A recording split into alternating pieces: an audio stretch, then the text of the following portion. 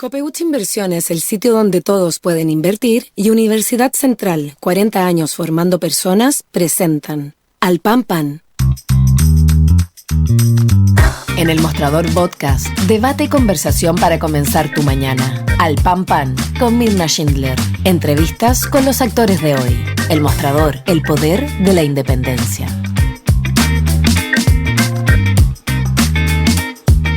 Hola, ¿cómo están ustedes? Muy buenos días. Comenzamos una nueva semana de julio. Estamos a 10 de julio ya y con muchos temas que queremos conversar. Vamos a estar hablando hoy día, por supuesto, del caso convenios, de los alcances que tiene esta, una de las crisis políticas más importantes, tal vez, de los últimos años, ¿no? Y que afecta al actual gobierno. Vamos a estar conversando con Ramiro Mendoza, ex Contralor General de la República y ahora miembro de la Comisión de Probidad. Vamos a estar con todos los detalles acerca de esa instancia y la importancia que tiene, ¿no? Y de qué manera esto puede de alguna forma frenar la crisis política que se está viviendo en estos momentos. Pero queremos hablar también de lo que está pasando en el mundo. A veces los chilenos vivimos muy encerrados, ¿no es cierto?, en nuestra larga franja de tierra, pero con pocas miradas de pronto, ¿no es cierto?, a lo que ocurre en el mundo, y lo que ocurre en el mundo nos afecta directamente a nosotros. Y esto es porque además ustedes saben que mañana comienza una importante cumbre de la OTAN, con todo lo que implica además que esta cumbre se produce en el contexto además de la guerra de Ucrania y con un factor que es el posible traspaso de bombas de racimo que están prohibidas en más de 100 países en el mundo por parte de Estados Unidos a Ucrania. ¿Qué alcances tiene esto? Y vamos a estar hablando de otros temas. Les paso a presentar a nuestra próxima entrevistada. Ella es Paz Milet, jefa de la carrera de Estudios Internacionales de la Universidad de Chile. Paz, qué gusto de tenerte una vez más con nosotros. Muchas gracias, Mirna. Muchas gracias por la invitación. Bueno, ya no soy jefa de la carrera. ¡Ah, qué bueno! Ya, te lo vamos a aclarar. Sí, pero soy académica del Instituto de Estudios Internacionales de la Chile. Eso me parece muy importante. Ya pues, Paz, a ver, quiero partir preguntándote entonces, hay varios temas asociados a esta reunión, pero en lo más grueso, aquí hay varias tensiones que se están produciendo, porque además Suecia está pujando por entrar. Entiendo que Turquía tiene bloqueada, ¿no es cierto?, la posibilidad de que entre Suecia. Por otro lado, Erdogan se reúne, ¿verdad?, con Zelensky de Ucrania. Y quiero entender un poco cómo es este juego de naipes del poder de los países más poderosos del mundo y qué implicancias puede tener. Bueno, acá hay mucho en juego en la cumbre que se inicia mañana, porque fundamentalmente Ucrania y Suecia están pidiendo incorporación. Biden hoy inicia una gira a Reino Unido en que sin duda tiene que enfrentar varios temas con sus aliados. Y respecto a la incorporación de estos dos países, en general hay consenso que no es el mejor momento para incorporar a Ucrania, porque significaría una escalada en el conflicto. Más bien se habla de incorporarlo al finalizar el conflicto, pero sí hay expectativas de que se pueda desbloquear la opción turca, porque Turquía quiere modernizar sus aviones de combate y en ese sentido está negociando, ¿no es cierto?, la posible activación de un plan de modernización. Eso por el lado de las incorporaciones. Por el otro lado, sin duda, como tú planteabas al inicio, uno de los grandes temas de debate va a ser esta decisión de Estados Unidos de entregar bombas de racimo a Ucrania. A ver, vamos entonces, espérame, antes de entrar a ese punto que es sumamente relevante, quiero entender lo siguiente, porque Finlandia, ¿no es cierto?, entró a la OTAN, ¿no es así? ¿Paz? Efectivamente. Ya, es que te lo quería confirmar porque me entró una pequeña duda, pero evidentemente quiero entender, porque en esta configuración de poderes, ¿verdad?, el hecho de que entrara Ucrania a la OTAN, por supuesto, sería para Putin, ¿no es cierto?, una determinación que abriría el espacio para hacer más tensa la relación con Occidente y elevar, por supuesto, una escala de tensiones que algunos dicen incluso podría llegar a una tercera guerra mundial. Lo que quiero saber es cómo, dentro del contexto de la guerra, cómo se reconfiguran los poderes de la OTAN y cuánto, dirías tú, afecta o no digamos, la permanencia, o más bien la preeminencia, quiero decir, de Putin, también como un factor determinante en lo que ha sido esta guerra y su permanencia en el tiempo, ¿no? Claro, es un factor determinante. ¿Por qué finalmente no se plantea la posibilidad de que Ucrania entre a la OTAN ahora, ¿no? Porque tendría que producirse una defensa conjunta y Putin ha argumentado a través de Medvedev y otros actores que esto generaría una tercera guerra mundial, que ahí ya no habría un marco de respeto de ciertas variables, ¿no es cierto? Por ejemplo, respecto al uso de determinadas armas que él hasta ahora ha seguido. Ahora, ¿y por qué Turquía tiene bloqueada la posibilidad de que entre Suecia a la OTAN?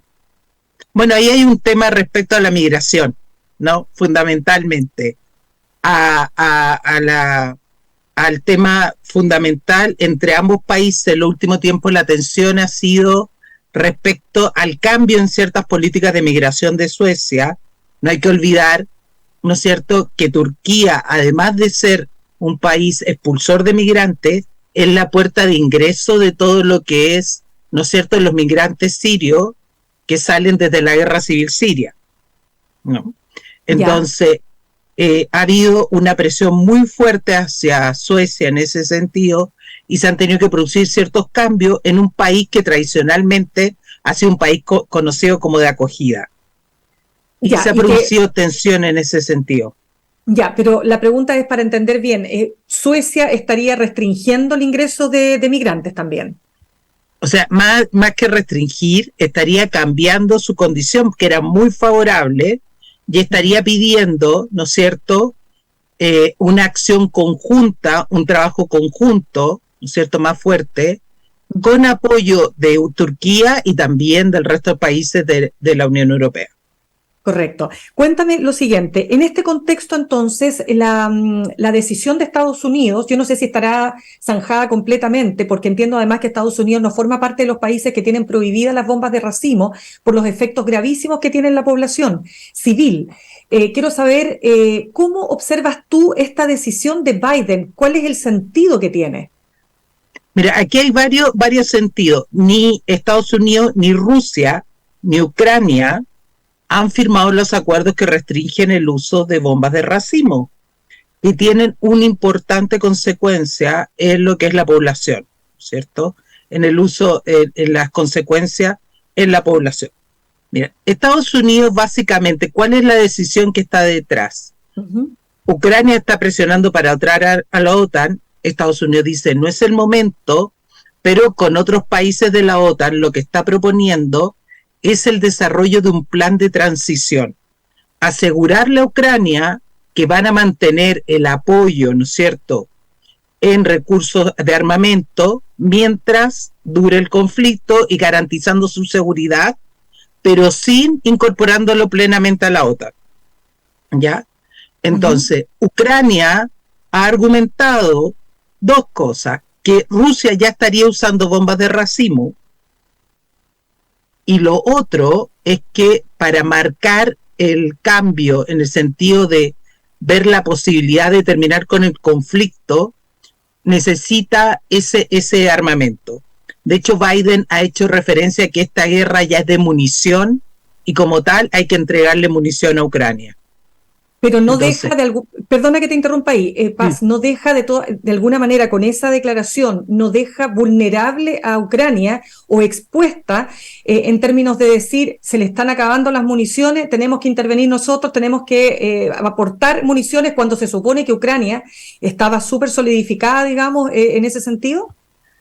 Es que ahí hay dos versiones, porque de la cara al público, ¿no es cierto?, se ha planteado que Ucrania está muy fuerte, está desarrollando planes de contraofensiva, pero hace algún tiempo se filtraron una serie de audios e informaciones que se sostenían respecto a la guerra de Ucrania. De ahí, por ejemplo, se decía que a Ucrania le quedaba tanto tiempo de determinado armamento, que en esas condiciones iba a tener dificultades para continuar con la acción como la había desarrollado hasta el momento. Entonces, la versión que genera más consenso es que efectivamente hoy Ucrania requiere una nueva dosis potente de armamento para seguir con este conflicto que ha durado tanto tiempo, ¿no? Ya, pero tenemos a Alemania que se opone a las bombas de racimo, tenemos al mismo Reino Unido, donde está en este minuto Biden, ¿verdad?, que se opone a las bombas de racimo. ¿Qué va a pasar, crees tú, con este tema? Bueno, va a ser un momento muy tenso en la cumbre de Lituania, sin duda, pero también en el propio gobierno alemán ha habido versiones medias contradictorias al respecto, ¿no? Porque hay un tema que es el pragmatismo frente a los principios. Y la idea que los líderes europeos lo que hoy se están planteando es cómo mantener el apoyo frente a un Zelensky que ha vuelto a hacer giras para captar y mantener la adhesión, pero no quieren, ¿no es cierto?, incorporarlo a la OTAN porque saben lo que eso puede significar. Entonces hay un contrapeso y un análisis que tienen que hacer de hasta dónde apoyar, ¿no es cierto?, para contrapesar y frenar la expansión de Rusia. Ahora, para ir cerrando el tema de lo que está pasando con Ucrania, quiero entender ahora cómo observas digamos, la imagen, cuánto podría haberse debilitado el liderazgo de Vladimir Putin después de este intento de rebelión del grupo Wagner. Supimos que en estas horas, o mejor dicho, el 29 de junio, se supo, ¿no?, que efectivamente Vladimir Putin se reunió con el líder de la rebelión. Y uno se pregunta, bueno, ¿por qué no lo detuvo? ¿Por qué no lo sometió a un proceso? ¿Qué fue lo que pasó ahí que lo dejó en el fondo en libertad total después de que el mismo grupo intentó rebelarse o trató de rebelarse, poniendo ahí un acento en la inseguridad que probablemente no existe o la seguridad que no está del todo resuelta, ¿no es cierto?, bajo la administración de Vladimir Putin? Sí, bueno, ahí hay varios temas, porque uno, ya el propio liderazgo de Putin está en entredicho hace bastante tiempo. No hay que olvidar que antes de que empezara la guerra a Ucrania se habían incrementado las protestas contra Putin, ¿no? Se había debilitado su escenario interno. La guerra de Ucrania en gran medida responde a una necesidad de aumentar esta adhesión interna, pero respecto específicamente al grupo Wagner y lo que ocurrió, no hay que olvidar que ellos han sido aliados tradicionales, ¿no? Y el hecho que ocurrió, ¿no es cierto?, este levantamiento, como se ha llamado, ha generado más dudas que certeza. No sabemos a ciencia cierta qué es lo que finalmente pasó, pero sí hay ciertos indicadores que son importantes considerar respecto al liderazgo de Putin. Por ejemplo, el nivel de adhesión que podría haber tenido en el ejército ruso la acción del grupo Wagner. Entonces, sin duda, el gran cuestionamiento hoy en día es que Putin no tiene la adhesión, el consenso en torno a su figura que se esperaba hace solo unos meses, y que en este momento, ¿no?, está buscando apoyo interno, y que esta reunión con el grupo Wagner sin duda habría tenido el objetivo de desarrollar una convivencia pacífica, porque lo muestra no solamente débil hacia afuera respecto a la capacidad de continuar con la guerra de Ucrania, lo que pasó, sino también evidencia una serie de debilidades internas. Y eso implica que el grupo Wagner, o sea, ¿le hizo una trizadura, dirías tú, a ese liderazgo? Exactamente, mostró debilidades que ya se veían viendo en el conflicto en Ucrania, ¿no? Pero que se hicieron más evidentes porque en ningún momento se pensó que se estaba captando una adhesión importante del ejército ruso. Y ahora el escenario de gran negociación es dónde va a estar el grupo Wagner, su localización, y ese es uno de los temas también que se va a ver en este cumbre de la OTAN. Se supone que la localización ahora del grupo Wagner va a ser en Bielorrusia, y los países adyacentes están muy preocupados por esa presencia ahí, ¿no? Bueno, Bielorrusia, que además tiene, algunos dicen, es un gobierno títere, ¿no es cierto?, de Vladimir Putin. Bueno, pero solo para tener una idea, ¿hay alguna proyección, Paz, respecto de cuánto más puede durar la guerra de Ucrania? No hay ninguna certeza en este momento. Hay grandes debates diciendo porque la verdad cuesta mucho ver cuál es la capacidad real, por ejemplo, de contraofensiva que tiene Ucrania. Hay mucho trabajo que se ha desarrollado al respecto, seguimiento, pero claramente no tenemos hoy, en este momento, la certeza de cuánto se puede proyectar la guerra. Bien, pues vamos a otro escenario de conflicto, que es lo que hemos visto, ¿verdad? Hace ya casi 3 semanas, un poco más, en Francia con las protestas. Quiero preguntarte, Paz, ¿cómo ves tú la evolución que ha tenido este conflicto y qué es lo que nos está mostrando definitivamente? Bueno, desde mi punto de vista es muy preocupante la evolución de este conflicto, porque nosotros ya hemos visto incidentes similares en Francia, por ejemplo, el año 2005, ¿no? Pero la diferencia con respecto a lo que está pasando ahora son las redes sociales y la inmediatez, y cómo se proyecta, ¿no es cierto?, cómo escaló. Por ejemplo, los daños que ocurrieron en el año 2005 son similares a los daños y la repercusión que se tuvo hoy en pocas horas, ¿no?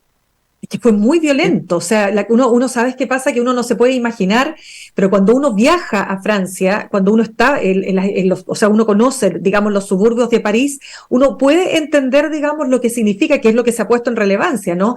La pobreza, a pesar de toda la ayuda que se ha hecho, ¿verdad? Pero aún así hay un debe. Cuánto más desempleo hay en esas zonas, mayoritariamente integradas por inmigrantes o franceses que tienen, por supuesto, sus padres o sus antepasados, ¿verdad?, origen ya sea árabe o, en fin. Te quiero preguntar, ¿cuál es el componente social que esto tiene? O sea, si tú ves ahí un factor determinante, ¿no es cierto?, en este estallido, porque este es un estallido social, ¿o no? Exactamente, pero los componentes, más allá de todo lo que se ha trabajado desde, ¿no es cierto?, con más fuerza del 2005, siguen siendo, como tú bien dices, la pobreza, la falta de inserción, el no sentirse parte de Francia, que eso está en esencia, ¿no? Porque, como tú bien dices, una cosa son migrantes recientes, pero nosotros estamos hablando de un movimiento que incorpora incluso a tercera y cuarta generación nacida en Francia, que no logra sentirse parte, ¿no? Se ha generado una serie de políticas sociales al respecto, construcción de infraestructura, trabajo en materia educativa, pero lo que hoy está pasando, ¿no?, y lo que ha pasado en las últimas señales, es señal de que eso no ha sido exitoso, ¿no? El último tiempo, sí, Macron ha cambiado lo que es la política de gasto público y se ha visto mermado algunas de las acciones que, por ejemplo, se desarrollaban en los suburbios, pero sin duda el tema fundamental es de base. Hay un caldo de cultivo de una irritación de no sentirse parte, de no sentirse incorporado con una identidad compartida. Y eso está en el trabajo de los suburbios, que además está relacionado con sentir que hay una discriminación por parte de la fuerza pública, ¿no? Y lo que también llama mucho la atención es respecto a las declaraciones que ha hecho el propio Macron, ¿no?, el divorcio entre la élite y estos suburbios, el no entender, ¿no? Ahora sus últimas declaraciones han cuestionado, por ejemplo, los juegos de video y que lo que generan estos juegos de video. O sea, que está completamente, tú dices, poco conectado con una realidad social que tú dices que está en la base de este estallido. Yo no sé si tú lo defines como estallido. ¿Cuál es la definición que se está haciendo de estas protestas tan violentas, además? Mira, en general se habla de disturbios, pero el carácter que ha adquirido esta manifestación, ¿no?, estos disturbios, que como tú decías, con tal violencia, que tan rápidamente alcanzaron un pic, hace hablar de un estallido, ¿no? Y por eso se diferencia respecto a lo que ocurrió el 2005, que fue un proceso que la violencia fue durante un periodo bastante largo, pero que se fue habitual, ¿no es cierto?, fue generando cierto estándar. Hoy en pocas horas vimos que todo escaló que hubo un gran estallido, por eso se habla así, y que tuvo niveles de violencia que no se esperaban, ¿no? Claro, y la muerte, el asesinato de este joven Nael M., de 17 años, ¿verdad?, que es interceptado por policías y se ve, porque eso fue lo que ha permitido determinar que aquí hubo un asesinato, ¿no? O sea, aquí no es un enfrentamiento, el joven simplemente se resiste al control, aparentemente él tenía ahí algunos temas, pero menores, y le disparan finalmente y lo matan. Ahora, ese hecho ha abierto toda una discusión respecto del proceder de la policía y de esa policía que discrimina según grupos raciales, ¿no? ¿Cuánto ha también afectado, yo diría, el tema fundamental de cualquier democracia, ¿no es cierto?, que es que una policía tenga respeto por parte de la ciudadanía para poder ejercer debidamente su función? Ese es un tema vital porque este no es un hecho aislado, ¿no? Hay una serie ya de indicadores que demuestran un accionar respecto a personas que son detenidas, que no se detienen o que se resisten y que han sido asesinadas por la policía. Entonces habla de una policía que está capacitada para actuar en un escenario de permanente conflicto, pero no en un escenario de reconciliación. Y ese es un tema que se ha debatido mucho, de la necesidad de reconciliar este suburbio con, ¿no es cierto?, la institucionalidad. Y es un tema que no solamente se está viendo ahora en Francia, es un tema que, por ejemplo, si tú recuerdas, vivimos en Colombia hace 2-3 años, ¿no? También, con un abogado, claro, que es muy similar. Es un tema que se está produciendo de una policía que ha tenido una tensión permanente con ciertos grupos de la sociedad y que está más capacitada para actuar en conflicto con esos grupos, pero que no trabaja en una lógica de reconstrucción de un tejido social, de una reconciliación como hoy es lo que se necesita en Francia.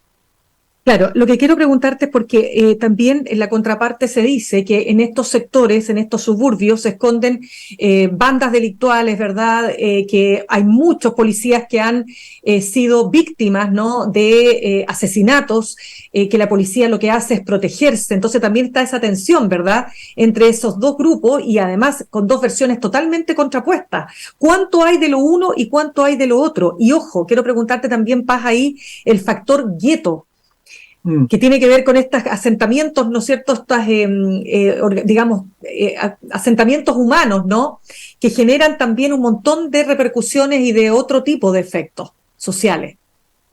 Bueno, eso es uno de los temas que se ha trabajado desde 2005 hasta ahora, de tratar de evitar esta noción de gueto, ¿no? Uno de los grandes temas de inversión ha sido, por ejemplo, en infraestructura social, en vivienda, ¿no?, y tratar de que haya una incorporación sin duda a nivel educativo. Pero lo que estamos viendo es que eso no es exitoso porque además aquí ha habido en estos suburbios incorporación de grupos fundamentalistas que no podemos olvidar. Ahí se han gestado algunos de los principales atentados terroristas que han actuado también en Francia, porque este descontento es aprovechado por ciertos sectores fundamentalista, por bandas, ¿no es cierto?, por sectores delictivos, sin duda, y que desde ahí también se desarrolla un accionar.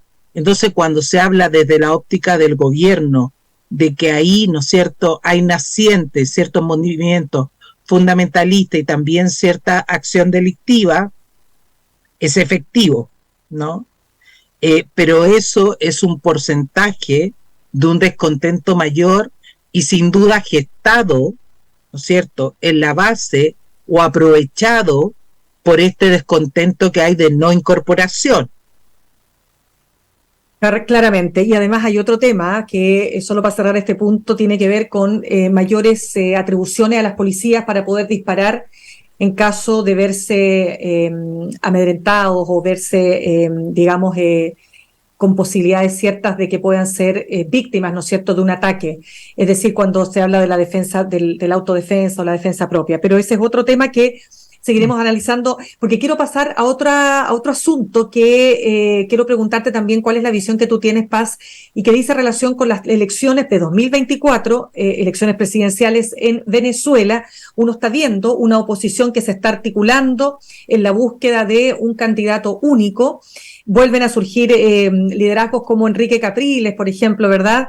Pero quiero preguntarte por la decisión del gobierno de Maduro de inhabilitar a la candidata a la presidencia, María Corina Machado, que hasta el minuto se veía, yo no sé si tú estás, o sea, si tú lo observas de esa manera, ¿no? Como una probablemente la más fuerte candidata que podría liderar la oposición, y ahora se le ha aplicado, ¿no es cierto?, esta situación. Quiero saber cómo observas tú lo que está ocurriendo ahí. Desde mi punto de vista es muy preocupante, y así lo ha expresado el gobierno chileno, ¿no? La necesidad, no directamente haciendo referencia al caso, pero haciendo referencia a la necesidad de desarrollar elecciones libres, que estén las condiciones para desarrollar elecciones libres y democráticas, que eso es un juego de la sana democracia. ¿Por qué es complicado? Porque en un escenario de profunda fragmentación de la oposición venezolana, ¿no?, durante los últimos años, ¿no?, no hay que olvidar que el último que tuvo real capacidad de ganar, ¿no es cierto?, la presidencia fue Capriles, hace ya bastante tiempo. Después la oposición ha sido profundamente dividida, y cuando surge esta alternativa María Corina Machado, en un escenario que no olvidemos que Guaidó está en Estados Unidos, que ya no tiene ninguna capacidad, surge esta alternativa de María Corina Machado y se plantea la inhabilidad, que ya se había planteado en 2015. Lo que se hace es ampliar el alcance de esta inhabilidad. Claramente, desde mi punto de vista, es primera vez que hay una opción real de que en muchos años que pueda haber un cambio en Venezuela. Así, y acá lo preocupante... Sí, te doy la palabra. Sí, continúa nomás, Corina. Perdón, Corina. A mí, no. desde mi punto de vista... Paz. No te preocupes. Hay cosas aquí preocupantes, ¿no? El escenario de que sin duda ella va a seguir con las primarias que se hacen ahora, que puede ser la elegida, y qué va a ser el escenario que se va a producir ahí. Y lo otro que también parece preocupante, cómo se plantea el escenario regional respecto a lo que está pasando con María Corina Machado en Venezuela. ¿Por qué te refieres, a qué te refieres con el escenario regional? Porque mientras algunos países han condenado esta situación y hablan de la necesidad de garantizar unas elecciones libres, otros países hablan de no involucrarse en temas internos, y otros países han dicho que no están suficientemente informados. Ya, y eso tendría efectos absolutos en cuanto a que la comunidad internacional pueda establecer un criterio único respecto de la afectación de derechos civiles, ¿no es cierto?, en este caso de una política como lo es María Corina Machado. ¿Y ahí qué rol puede jugar la OEA? Bueno, la OEA ya ha condenado esto, pero no olvidemos que, por ejemplo, en la última elección en Venezuela no se ha aceptado observación electoral de la OEA. Entonces, mira, la OEA sin duda está muy disminuida, está cuestionada. La propia figura del secretario general, ¿no?, que acaba de salir de una investigación interna, también está muy cuestionado. Pero los otros países de la región, sí es importante ver cómo se plantean, sobre todo en un escenario que no podemos olvidar lo que acaba de pasar hace solo unas semanas en la cumbre de países de presidentes sudamericanos, convocada por Lula, donde hubo una clara división respecto a lo que ocurre en Venezuela. ¿Y qué alcances ves tú que tiene eso, Paz? Yo creo que sin duda, si la región no se manifiesta firmemente respecto a la necesidad de unas elecciones con todas las garantías, vamos a seguir en la misma vorágine de una tensión interna en Venezuela que hace mucho daño, que profundiza la crisis humanitaria que ya vive ese país y que es el origen de gran parte de los desafíos que hoy enfrenta América Latina, ¿no? Por ejemplo, todo el tema de la creciente migración, o sea, de la migración que ya está casi llegando a 7 millones de personas. Paz, de todas maneras, ¿qué posibilidades reales tiene un país como Venezuela con una dictadura, ¿no es cierto?, de facto? O sea, más allá de que Maduro va a señalar que él llegó al poder por la vía de los votos, otros dicen que hubo fraude, pero bueno, el hecho es que, como haya sido que llegara al poder, ¿no es cierto?, su gobierno devino en un gobierno absolutamente autoritario y que ha violado, ¿no es cierto?, los derechos humanos, y eso ha sido determinado por organismos internacionales, ¿no es cierto?, diversos. Entonces, ¿qué seguridad, qué garantía puede haber que en ese contexto político haya elecciones libres el próximo año? No hay ninguna garantía si el gobierno de Venezuela no se allana, por ejemplo, a brindar las condiciones mínimas a la oposición, a desarrollar elecciones con apoyo y acompañamiento internacional, porque sin duda ahí en gran medida esto depende de la voluntad de los países. Hasta la Carta Democrática de la OEA tiene una serie de limitaciones para accionar si no hay una voluntad política de los países. Ya pues, Paz, y se nos acaba el tiempo, quiero darte las gracias, hicimos un panorama, tratamos de hacer un panorama, ¿no es cierto?, teniendo en cuenta que son evidentemente latitudes distintas, pero que, ojo, todo aquello siempre puede tener un efecto también en nuestro propio devenir como país. Así es que muchísimas gracias por esa contribución. A ustedes, que estén muy bien. Que estén muy bien, Paz. Nosotros saludamos a esta hora a nuestros auspiciadores. Copeuch Inversiones te ayuda a cumplir tus metas desde 1.500 pesos y con una comisión que se acomoda a tu bolsillo. 100% digital, fácil de usar, te acompaña y con el completo control de tus fondos. Copeuch.cl, el sitio donde todos pueden invertir. Y Universidad Central, 40 años formando personas. Ven a vivir la experiencia USEN para los que buscan avanzar. Posgrados USEN, acreditada y adscrita, gratuidad. Conoce más en posgradosusen.cl. Nos vamos al corte y al regreso vamos a estar conversando con Ramiro Mendoza, ex Contralor General de la República y además integrante de la Comisión de Probidad. Ya volvemos. En instantes,